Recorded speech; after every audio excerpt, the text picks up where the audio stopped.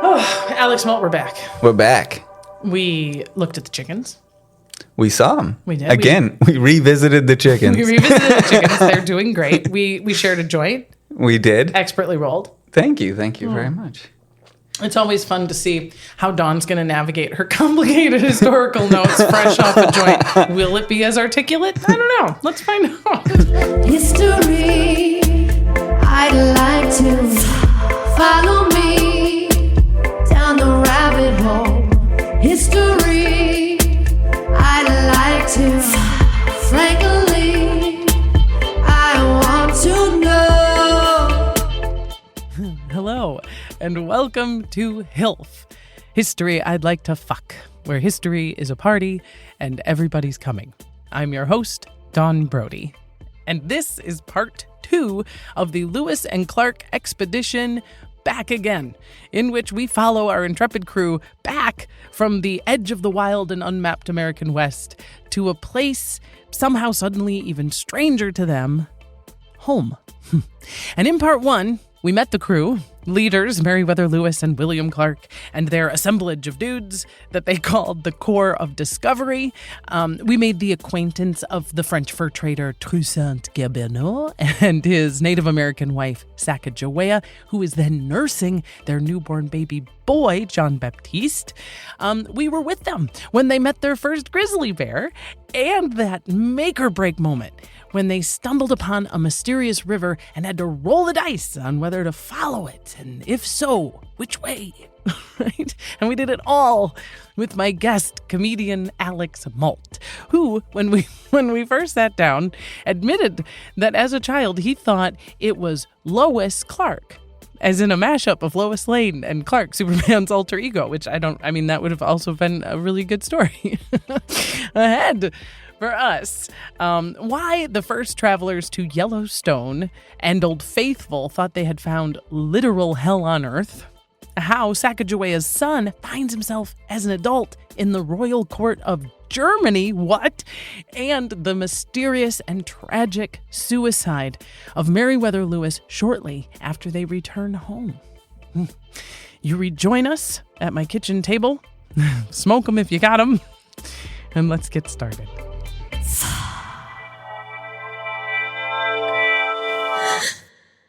Where would we go if you and me took a road trip? Where would we go?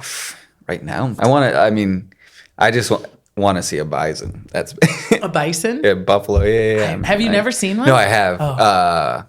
But they're cool. Very cool. And this story is making me want to see them again. Yeah, me too. I think that would be fun. I'd be like, hey, Alex, I have about 2.5 days, and I understand that if we get to Yellowstone, we'll probably see one.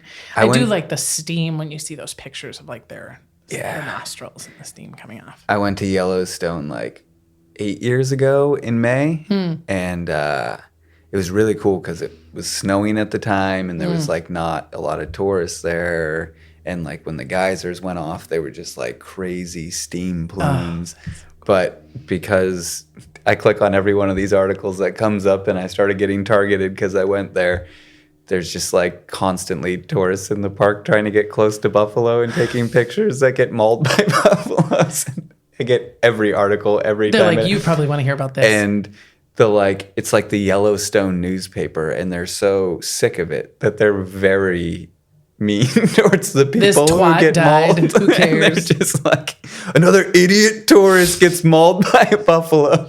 Yeah, you do kind of. I can understand that because I think it's the teddy bear nature, because I think people have gotten too close to bears too for a similar reason. Yeah. I was in the Rockies not too long ago, and there was grizzly bears just walking along the side of the road, and everyone pulled over and like looked at them from the car. Oh, yeah. And then there was this like group that got out, and they were 30 yards away, which is like 3 bear seconds. and and there was a guy who was out with his like 3-year-old on his shoulders, like easy mauling distance from these bears, and I was just like, we're gonna leave. Like I can't see this. Like, have you camped like in any of those places ever, like a Montana? Yeah, where you have to like either put food in trees or put them in the bear boxes and stuff. I love it because the rangers definitely have that attitude of like,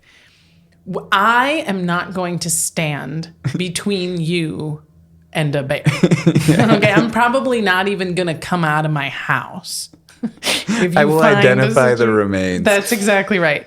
So let me just tell you what you should already know. And I'm going to tell you what you should already know. I'm going to tell you twice. And I'm also going to give you a written version of it. And then my hands are clean. If you and your kid get out of your dumb fucking car and you die, I'm going to sleep like a baby tonight. I did all I could. We're rejoining Lewis and Clark in this entire expedition. And where we left them for our listeners, Alex, 2 weeks ago. They've been on a cliffhanger with a dead whale for 2 whole weeks, not knowing how these cunts are going to get home. Yeah. And into the history books. We've made it all the way to the ocean. We've touched a dead whale. We're ready to get back. I feel like just about every trip, it's about time to go home once everyone's touched a dead whale. When you're poking a dead body with a stick, it's time to go home. Well, I suppose Monday's right around the corner. Stephen King has taught me anything. He said, you gotta wrap it up. First, before we jump back in, do you have any questions? Anything about stuff we've already covered that was unclear to you, or something that, even if I can't answer it right away, that you're curious about moving forward? Yeah, you said that they were, they were sending letters, keeping diaries. Did they leave stuff at places, or do they just have this treasure trove still with them that they have to get back at the end? That's such a good question. My understanding is that the maps and the written information that they've made, they have been bringing with them. Okay. I don't think that they risked that in one of those caches, but that's a good question. It's possible. They had been, up until the Rocky Mountains, sending occasionally what they had back. So the Mandan, I said when they left the Mandan village that winter, and you had the one guy who got in trouble, he was a bad boy, he had to go home. Yeah. One other guy went with him, and he was just full of information up to that point. So he was just like, okay, Jefferson, as of this point, they got to the Mandan village, they met these guys, and this is their plan, and also this guy can't stop gambling. Did I tell you about the bear? Yeah, and there are bears the size of a house out there. It's very scary. Actually, I don't think that had happened yet. Okay. So he was like, also they keep telling us there are bears, but we're not worried about it. But we don't think they exist. Don't worry. Just like I was doing, I'm going to start us with a story. All right. To bring us back into the mood. So we're going to jump ahead just a little bit to July of 1806. Okay. And if you remember back the Mystery River that we were talking about, well, we're back there. Okay. On the return trip. And it was like, yeah, but what was north? Right? Because we know that wasn't the right one. But we are going to go check it out right now. And Daddy Jefferson is going to be so proud of us because the more we bring back, the better. And we're overconfident. So we're going to split up. And we're going to have Clark is going to go the way we know and get our shit that we buried. But we're going to take a little minute. And Lewis and some other guys are going to go ahead and see what's up there.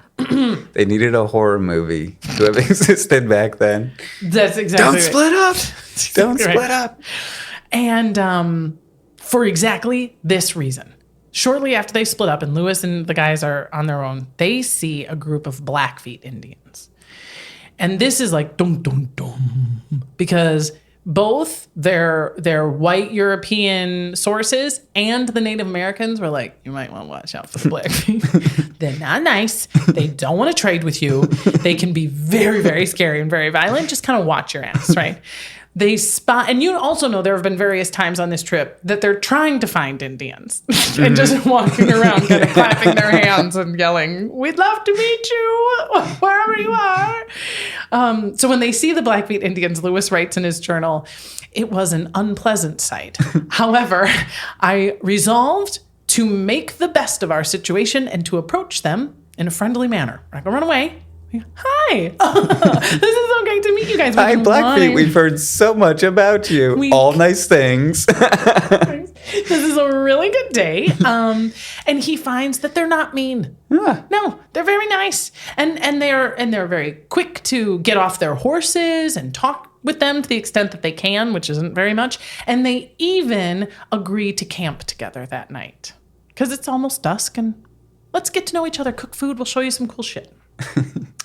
That night, while he's asleep, Meriwether hears a scuffle. and it wakes him. And when he fully wakes, he sees that the Indians are wrestling and fighting with some of the men in camp, and it appears that they're trying to get their guns from them.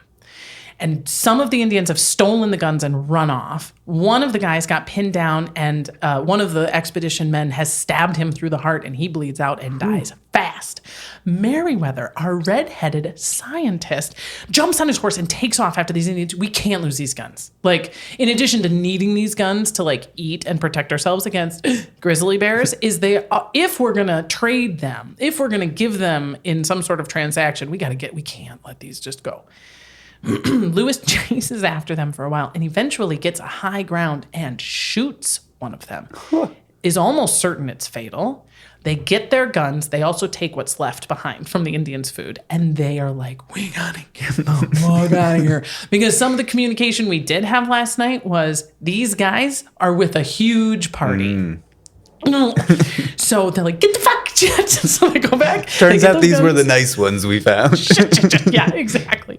And so they're like, oh my God. And Lewis and Meriwether Lewis and the guys who are with him pack up as quick as they can. And they're racing to the meeting point with Clark thinking, oh my fucking God, we may have been safer and feeling this sort of atmosphere of safety in part because we were a bigger group, which means we were victimized because we're small. He's probably going to get victimized because he's small. We got to get there. We got to get there fast.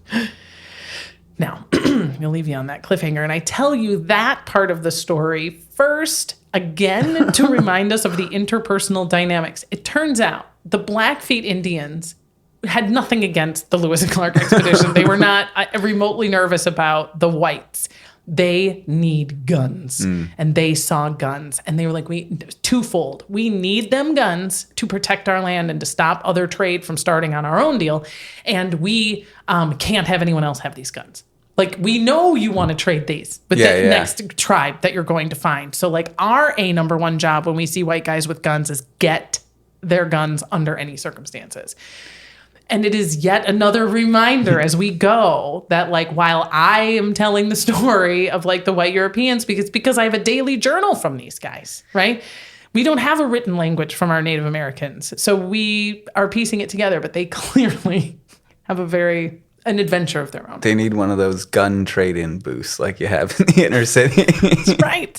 That's exactly right. Like, you guys probably need a lot more maps, maybe an interpreter. We'll give you a Nintendo Switch if you turn in your handgun. So let us go back. Okay, let us go back to Camp Clatsop. If you recall, this is our campsite that overlooks the gray, cold ocean that occasionally the perk as a dead whale washes up and everything gets very excited. Let's also keep in mind, man, that this is our third fucking winter out here in the middle of fucking nowhere. And even if you love adventure and you're having a great time, fuck. Right? That first winter in St. Louis, the second winter with the Mandan, the third winter on the thing. And like, if we don't get out of here as soon as we fucking can, we're going to probably have to have another goddamn winter out there somewhere. And like, I miss my mom. And like, I love you guys, but like 3 winters is enough. I'm homesick. Also, somebody's going to get paid. And we're doing so much shit. And we got to get on the other side of that mountain too. That's the other thing is they're like, God, this sucks. And then they look at the way that they're going and they're like, the first things first, man, we're going to have to get rid of those stupid goddamn motherfucking mountains again where we almost died the last time before we go. Oh my God. And it's just not any fun. And everyone's journal is like, nothing of any occasion happened today is what most of the journals are there. So they finally are like, we got to go. Okay, here's the other thing that sucks. When they go from Camp Clatsop to the Rocky Mountains, when it finally looks like, okay, we can probably get there, they're fucked because they don't have any of their good shit. Because they were like a hot commodity out there in the Great Plains. White men, guns. This is exciting. On this side of the Rocky Mountains, fuck.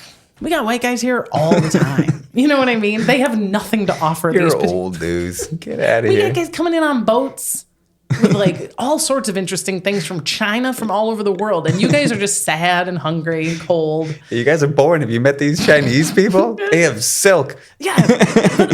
But truly it becomes a bit of a crisis for the expedition because they were kind of counting on being loaded up with food and having something so that when they're going over the Rocky Mountains, they're ready. And their desperation, Alex, spurs some bad deeds. Ooh. So their whole thing, Papa Jefferson was like, be nice. First, number one is our European friends can't hate our guts for this, and the Indians can't. Good only. Good vibes only. And they're like, fuck, I think we have to do some bad guy stuff because like we're going to die otherwise. So they can't get anything. So they start lying and selling like witch doctor, snake oil medicine type stuff because they can do things like make a magnet change the direction of a compass. And the Indians are like, and they're like, yeah, like that. You like that, right? What'll you give me for that? You know, or if I can do it for your company. Like they start to con them a little bit.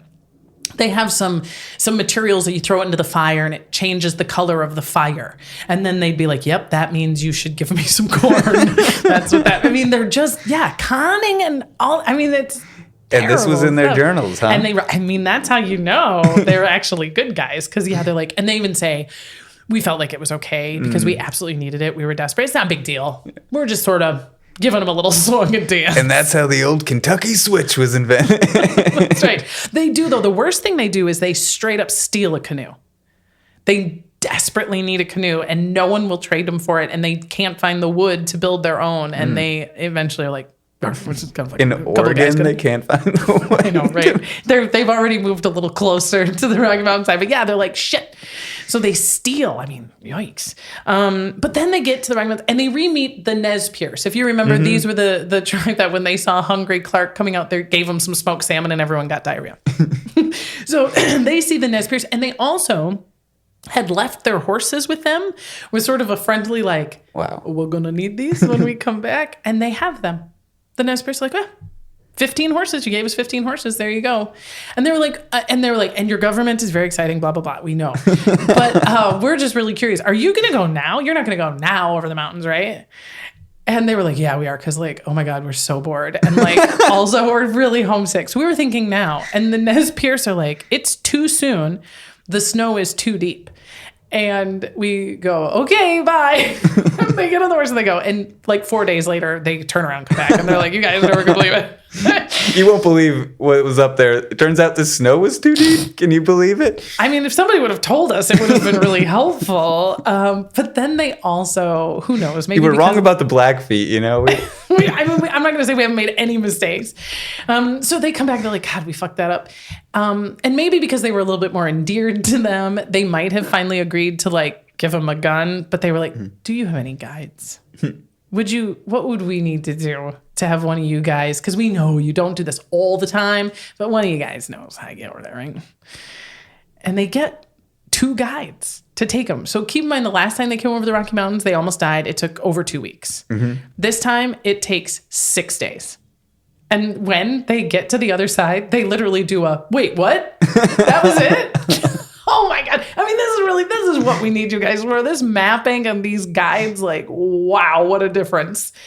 And this is when it's going so well that we get to the story I opened this one with, which is, let's split up. This hasn't been hard enough. What if we split up? I feel like we've done all the hard stuff already. Yeah. And like I said, we can get even more information. And it isn't just the encounter with the Blackfeet. They both seem to be like, oh my God, we were so much better together. And who knows how many violent ends we didn't meet that we didn't even know about just because the animal or the human that observed us went, nah, right? There's just too many of them. So we now come back to Meriwether Lewis, who is like, fuckity, fuckity, fuckity, fuckity, fuckity. He's like riding as fast as he can. And everyone, they go 120 miles in 24 hours. I picture that like Indiana Jones opening where he's running and the whole Indian tribe comes over the hill. Exactly. And like one of the things that happens in those kinds of moments is thinking. Because it's just 24 hours of like your heart racing and just like picturing all of the worst case scenarios. So he's like, okay, I killed a guy. Like we stabbed a guy in the heart. He's dead. I think I shot a guy. Fucking killed a guy. They're chasing us. And then when he starts to get like, I don't think they're chasing us. He's worried about Clark being jumped by either the same or a different group. And he's like, just get there. Just get there. And they're supposed to meet on the Yellowstone River. And he gets there. Oh, and one quick thing. On the way there, he meets John Ordway, who had been going with Clark, and his job, a little diversion, he went to get a cache of stuff. And so he kind of sees them first on the river and is like, hi, guys, why are you so sweaty? You seem so scared. And they're like, wait, no, we met some Blackfeet. Should I run the same direction as you? And these caches, too. Whenever they got to a cache, they were so excited because of the tobacco. Among the many things that they buried, the guys were just like, gimme, right? So John Ordway's also like, wow, you really have time. You guys are going pretty fast. Yeah. So he's like, we gotta go. So they get then, with John Ordway and everyone, they finally get to the place on the Yellowstone River where they were supposed to meet William Clark, and he's not there. And they're like, fuck. And they're looking, and they can tell he was here. There's evidence that something happened, in this place. And as they're looking around, they see a note.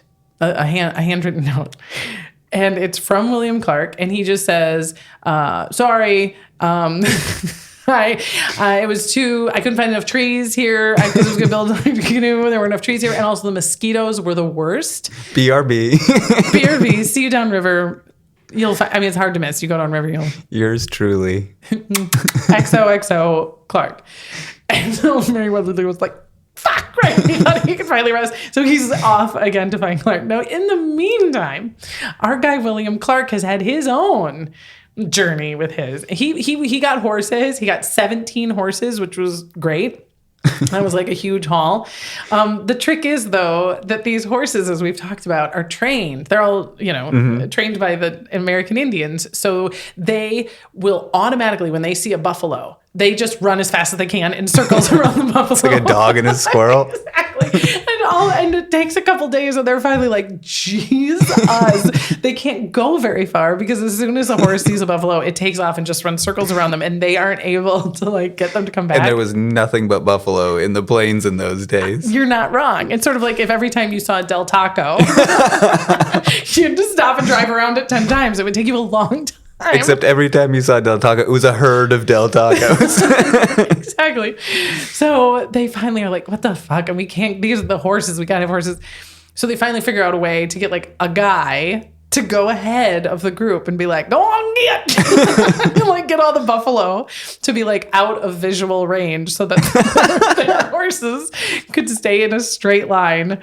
Oh my God, that made me laugh so hard. What was your job on this journey? Buffalo scare? So, horses, right? I'd be like, what? I've never seen a buffalo. Most of the people are like, a what? So finally, August 12th, 1806, Clark is waiting. He sees, I see a Meriwether Lewis. They're here. Everyone's alive.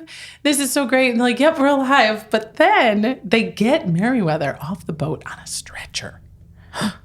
Now, if you'll recall the story I've told you so far, they're like, what happened to him? And he goes, he got shot. Now, I obviously told you the whole story with the Blackfeet. Meriwether Lewis didn't get shot by an Indian. What happened was they were hunting and they, quote, nearsighted member of the team saw Meriwether Lewis dressed in his skins and shot him through the leg. And so it was like, oh. And they're like, okay, so bad news is he got shot. Good news, straight through the leg. So and everyone was like, okay, so it takes him 2 or 3 days to recover. Yet another reason why you chose the right guy for this expedition. Yeah. Because he can get shot and be like, I'm going to be laid up for a couple of days. But he is That's it, I'm done. I'm out. Amazing. And they, at this point, have reunited, and they know now this is a super knowable, super navigable way home. We're going to see the Mandans again, maybe catch up with old Tanya, right? Yeah. She was exciting. And they can't help but notice, though, that it's been a little over 2 years. It's been about 28 months since they left. And what was the furthest edge of the frontier when they left is much closer to them. Noticeably closer. They're similar to what happened on the other side of the Rockies. They're people are wearing jackets. We're hearing more languages spoken. They're just less shocked. Yeah. You know what I mean? To see us. And one of the biggest signs that the expedition has gotten closer to their knowable turf is that they see the first white people that they've seen in over 2 years. And that's where we're going to take a short break. Hey, before we get back to the triple expedition, a moment to thank those who can always cross my continental divide, my patrons. The latest to jump in bed with the pod include Lindsay D, Joey H, Melody G, Clint T, and GJ, who, get this, he bought me 50 coffees. 50 coffees, so nice. Their support helps afford me the time and resources it takes to do the deep dives and to keep the history coming again and again. But sending me money ain't the only way to support the pod, girl. Telling a friend is like truly the single best thing that you can do for me, all right? Also, leaving a rating and a review that gooses the algorithm on the pod's behalf and goes a long way to convince our robot overlords to include HILF in a You Might Like recommendation, aiding unknown history podcast connoisseurs who may not otherwise find me. To support the pod, find out more about the live shows, and so much more. Head over to patreon.com/HILF podcast or at HILF podcast on all social media. And Follow me, follow me, follow me, follow. Follow me, follow me, follow me, follow. Follow me, follow me, follow me, follow. Follow me, follow me, follow me, follow.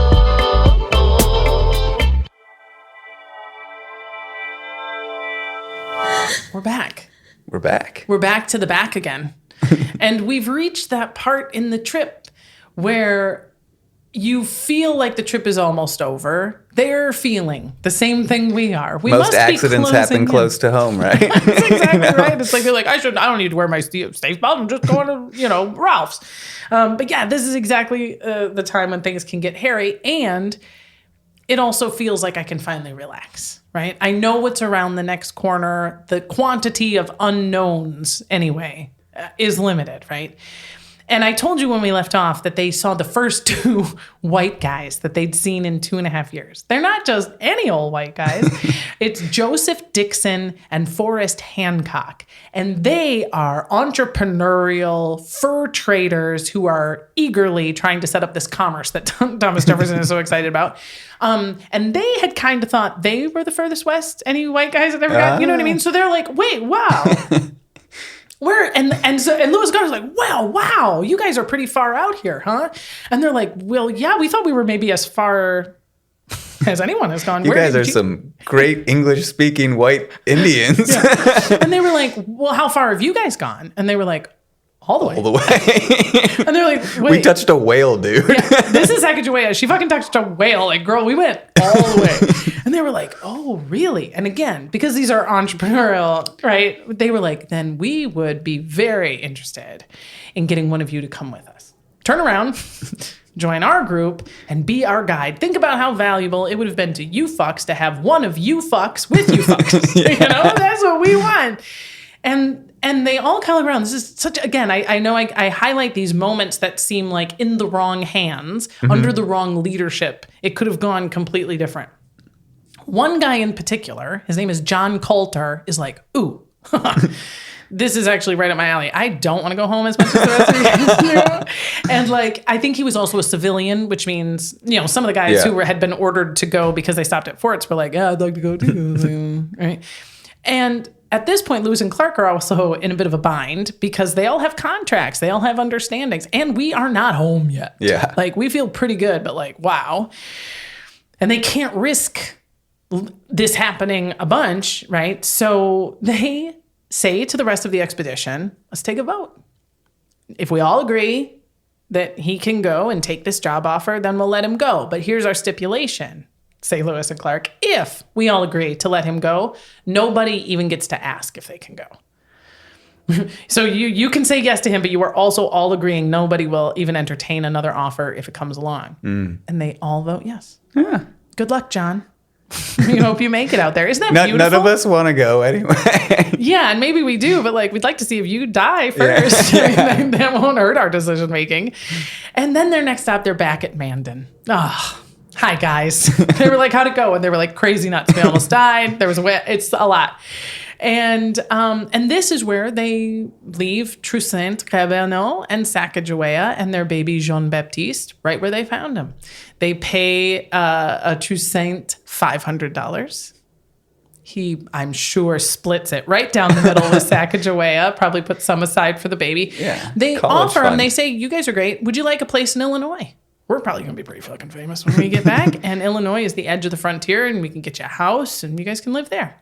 And Toussaint says, are you nuts? Like, I'm a French woodsman, fur trader, I have an Indian wife. Are you crazy? Like, I don't know a lot about Illinois, but I have a hunch we're not going to fit in. So he says, no, thank you. And then they say, well, would you like us to take your baby? I know it's a long shot. just so this might come out of left field, but I know you don't want to move to Illinois, but would you like to give us your baby? And I mean, I have to be honest, there are times in my motherhood where I would have been like, Illinois, I don't you go to said. Illinois, but if you do want to take my baby, I can consider it. What was that you said? Illinois? Believe it or not, they say no.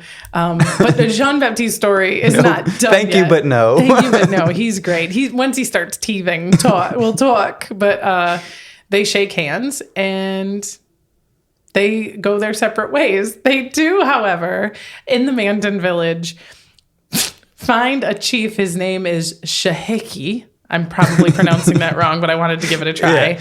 Yeah. An Indian chief. There might be a more correct way to pronunciate that, but there's not a better way. Thank you. I appreciate that.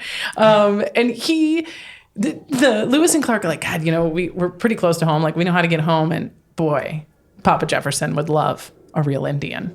Wouldn't that be great if we could bring an Indian home? So they convinced this chief to come meet our father, our government's father. And he's like, wow. And he says, We can't get a baby. I guess we'll settle for the adult. Exactly. He goes, well, can I bring my wife, my son, and like a bunch of my friends to interpret? And they are like, sure.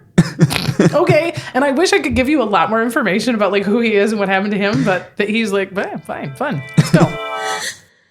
And by all accounts, this is truly the moment when the adventure is over. Because long before they get to St. Louis, the edge of nothing, they are hitting trade posts. They're seeing cows. Cows are not a wild creature. A cow is not a bison. That means there are farms nearby. That means this land has been cultivated and protected. And on September 23rd, just 1 month after that reunion where Meriwether Lewis comes off a stretcher and they're like, here we go. They pull into St. Louis, Missouri. Wow. And they have the, quote, the appearance of Robinson Crusoe. And once they get within sight of town, they fired 3 rounds into the sky. We're back. We did it. And they get a huzzah from shore. And they are heroes. I mean, we don't do it for the money. We do it for the huzzahs. They got 3 of them right out of the gate.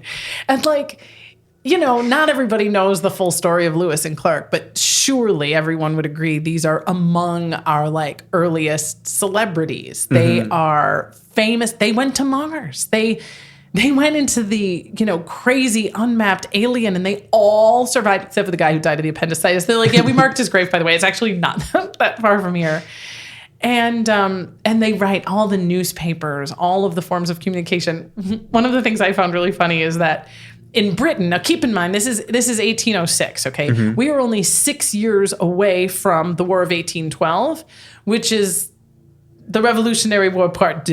You know what I mean? They're sort of like, these guys are all occupied with the French. You know what I mean? The French are doing something business. Maybe we could take these ugly colonies back.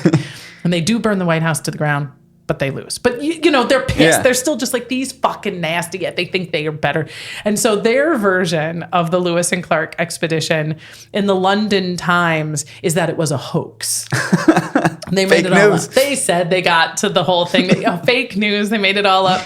And they It was say, believable until the whale. That's where it all fell apart. the bears giant are how bears. tall. Nice Yeah. try.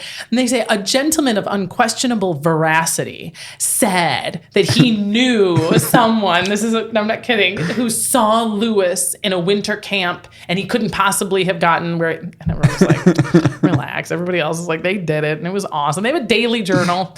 So they're drowning in pussy. They're making all the money. It's just like press everywhere. And it's so much so that they get to St. Louis and they're on their way to Washington, D.C. to meet the president and get the thing.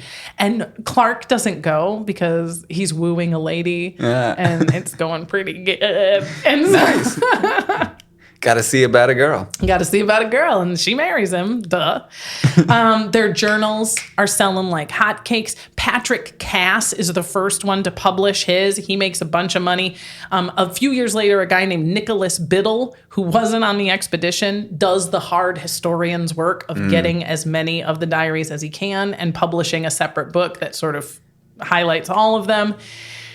And then the guys. So the ones who aren't Lewis and Clark, right? They pull into St. Louis and they all get paid. Mm-hmm. Nice work. They get the privates. Your average guy gets $166.67, which translates to about $4,000 today for 2 years, for 28 months. Jesus. The sergeants, who, because when they were at that Camp Dubois, they had sort of set up the power or whatever. The head guys got $250, which is about $6,000 today. And then they fuck off. And I spent just enough time to try to be like, but where did they go?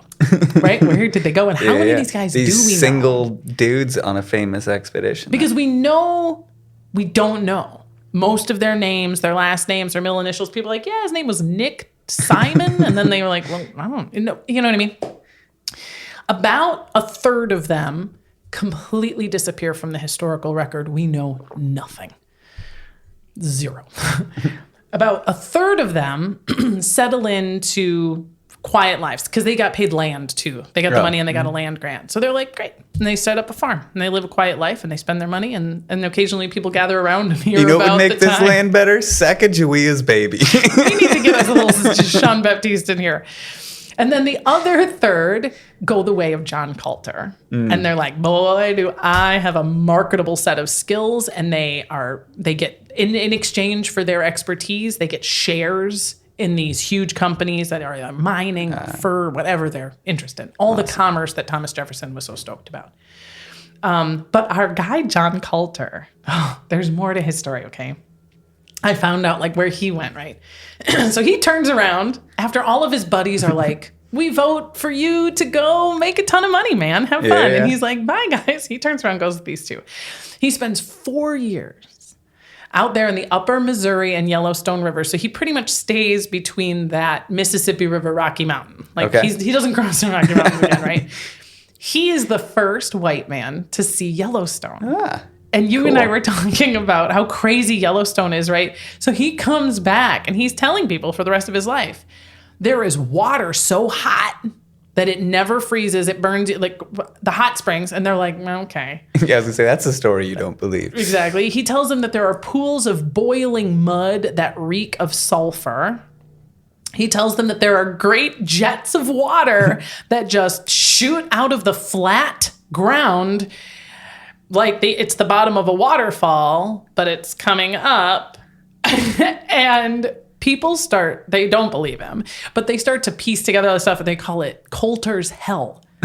Was the like place on the map that you would be like, we don't know what the fuck's over here. And they just called it Coulter's Hell because he said there was pools of sulfur or whatever. It wasn't until the Civil War that people went over there and were like, oh my God.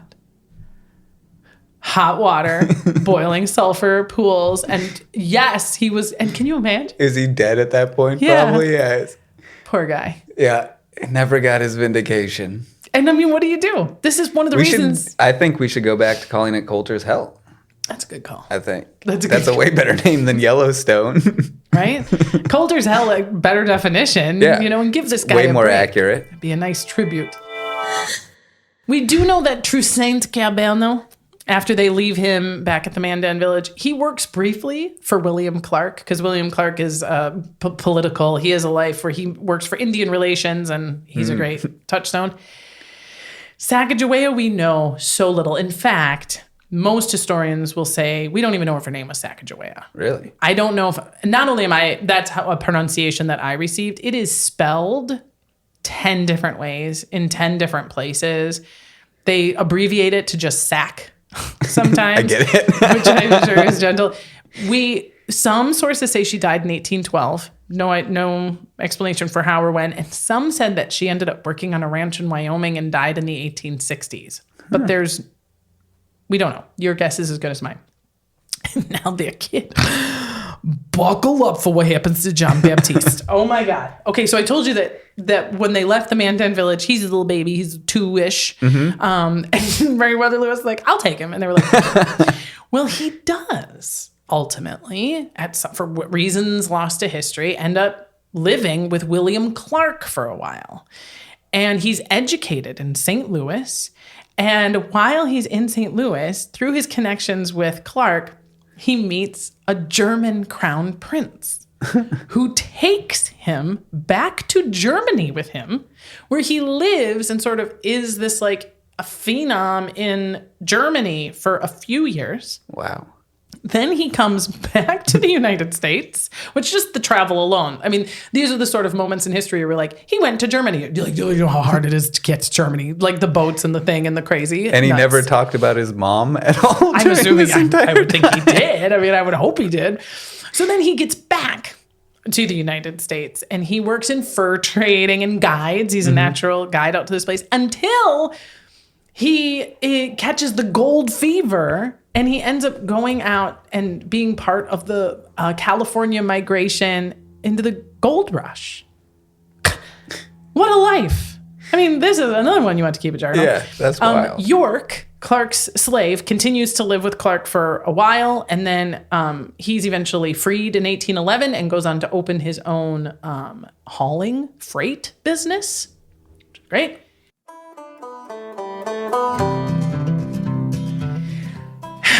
And then we get to what happens to our guy, Meriwether Lewis.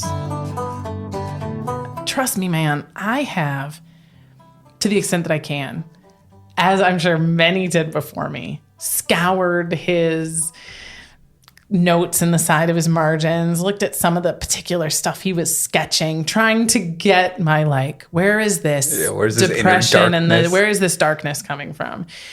What we know is that they pull into St. Louis, they're Hazard, right? And his plan, what he had said to everybody is, I'm going to publish my journal. I'm going to make a ton of money. And also the president of the United States is my like pseudo dad. Like he's my bestie. Like I'm famous and as well connected as they get. I'm 5, great. But he doesn't. So what we know is he just doesn't do that. And he doesn't even really pursue that. There's no like, he tried to publish it and it fell apart or something burned down. What we get is alcoholism and depression. He just spends long, long periods of time where nobody knows where he is and nobody quite knows what's going on. And then again, we get the term from the book, the tangled finances. He goes into land speculation. Seems like if you were asking me in 1806, who should you go with for land speculation? I'd be like Lewis and Clark, but he's not good at, he's not there. He's not doing the thing. Mm-hmm. He tries to get himself established in one of the fur trades. Like I told you, one of the third of the guys did, and he's not doing it. Right. To go back to the space metaphor, it sounds like astronauts that come back from like long trips in space that are depressed by regular, normal people on Earth life. Exactly. And soldiers, PTS. I mean, let's not forget, man, he did shoot and kill that Indian, right? Yeah. He got shot in the leg. Like, I wouldn't roll well with that. Who knows, you know? He's been scared from nearsighted people from there on.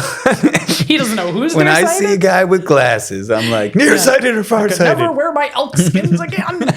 But what we know is that in September of 1809, so just a few years after they come back, he's summoned from St. Louis to Washington, D.C. for some probably beautiful and extravagant event. And he never arrives. He stops at an inn called Grinder's Stand. It's about 70 miles outside of Nashville. And on the evening of October 11th, after dinner, he goes back to his one-room cabin. And in the pre-dawn hours, the innkeeper's wife, Priscilla Grinder, hears gunshots. She runs in, the servants run in, and he has 2 gunshot wounds, one to the head, one to the gut. And everyone is like, it's apparent that he did it to himself. And he bleeds out on his buffalo hide robe and dies shortly before sunrise. He was 35. Now, all the accounts contemporarily were like, what the fuck? He's a megastar. He's Elvis, kinda. You know what I mean? Everyone knows his name. Criticize a guy's suicide, but why the stomach then the head? I agree. Just start with the head. Start with the head. Skip Who the knows? stomach. Maybe he started with the head. My recommendation, skip the stomach. I don't want to. I'm sure he's still taking notes. But that is a little strange. So here's, of course, where the conspiracies come in.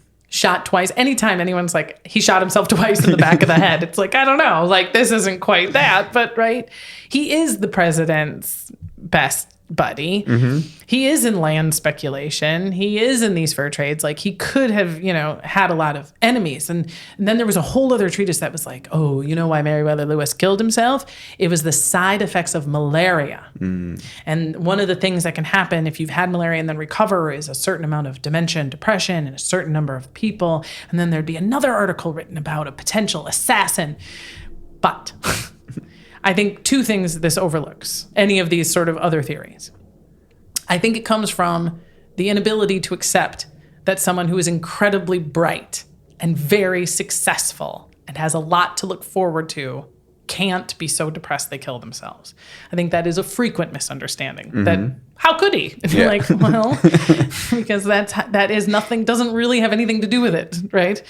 And the other is that the 2 people who knew him best, Thomas Jefferson and William Clark, were like, yeah, sounds about right. So Thomas Jefferson and William Clark killed him, huh? That's what I said. They did it.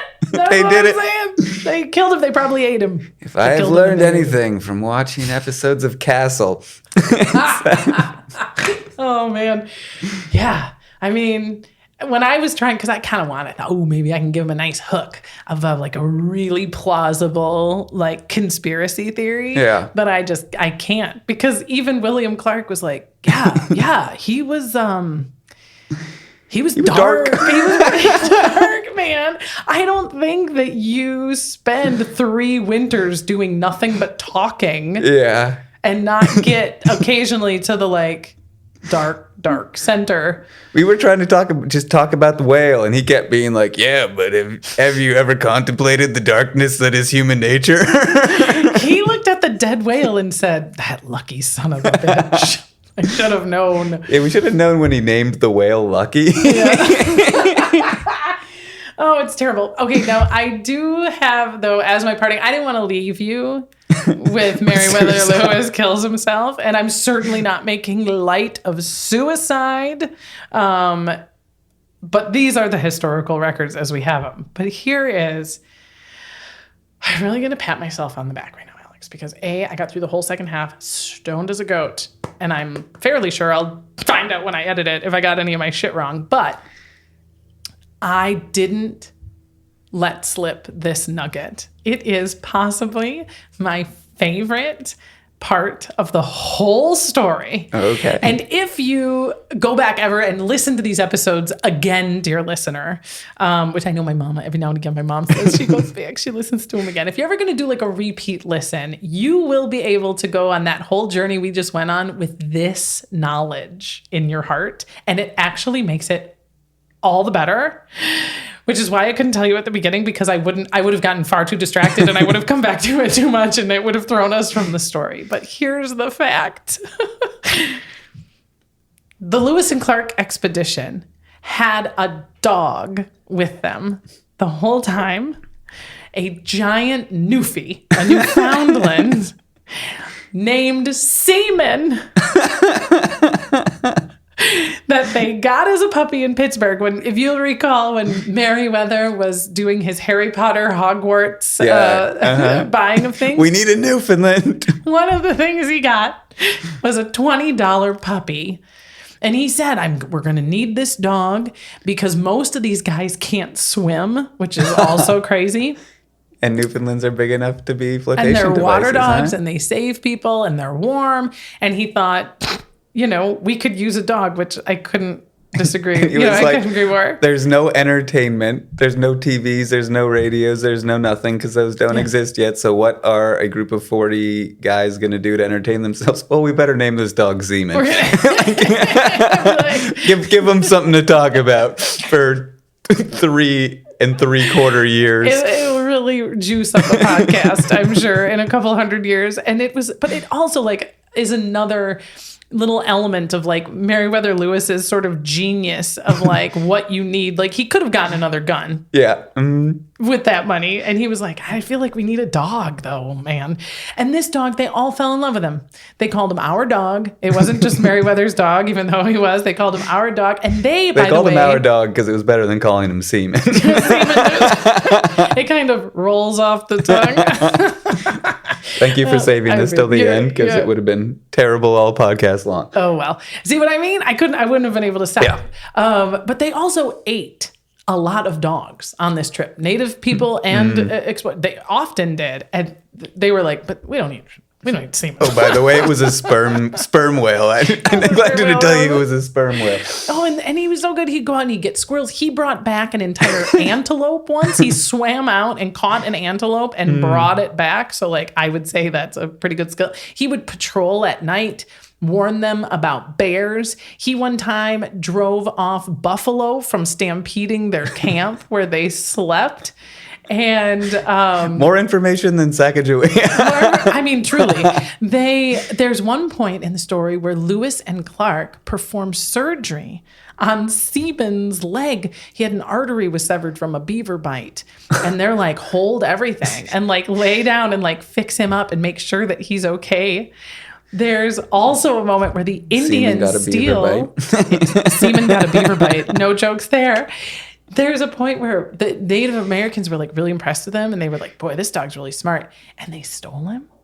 Okay, now keep in mind that their primo number one job on this whole trip is make nice and give away and whatever. But oh shit, that's our dog. You know what I mean? So they were like, we can't go get him, and we can't yell at him. But we can't leave Seaman. So they went back to the Indian village with a ton of stuff, and we're like, we kind of need our dog back. We can't leave it. We have a baby named Jean Baptiste. We're not our baby. And he lives, man. It's a good story if the dog lives. So they get into St. Louis. Seaman's with them. Woof. So Merriweather had Seaman with him for his entire last 3 years. And after his death, Seaman stays with his body, follows the body around, won't leave the remains. And when he's buried, he won't leave the grave. And he actually, quote, pined away and died with grief upon his master's grave. That's sad. I know. See, I fucked that up. I didn't want to end with a death. I was everybody doesn't mind. So Merriweather killed himself. Who cares? You introduce us to a dog. And now he's dead. They probably should have fed him, Be surely somebody could have brought out some Alpo. He died of grief and lack of food by the grave. I mean, my God. And that, my friend Alex, is the HILFing of the Lewis and Clark expedition. That was wonderful. Thank you so much for bringing me on the journey. Oh my God, anytime. We've learned no iron canoes. Always bring a dog. And babies aren't for sale.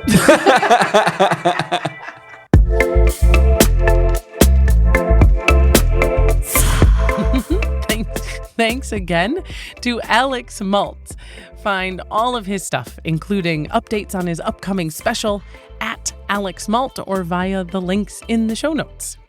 As for us, the next HILF is the tragic story of Rosemary Kennedy. She's the beautiful big sister of John F. Kennedy, and she was in grade school, and she occasionally snuck out at night, so they lobotomized her. in 1941. It's nuts. You're all with my guest, the fabulous Molly McAleer, who is, among other things, a, quote, extreme hobbyist. And she's great, and you won't want to miss it. Until then, hey, our theme song was composed and performed by Kat Perkins, who is so cute and so good. And artwork for HILF is designed by Joe Dressel, also so cute, so good. A reminder that you can find my sources, links to the books, documentaries, and articles I reference in the summary of this episode, or by emailing us, hilfpodcast@gmail.com, or messaging us on social media @hilfpodcast. If you'd like to leave a little cash on the nightstand, wow, that'd be so nice. You can find me on Patreon or buy me a coffee. Links to these and more are all in the show notes. This has been HILF. History I'd Like to Fuck with Dawn Brody. I'm Dawn Brody, reminding you that history is a party and everybody's coming.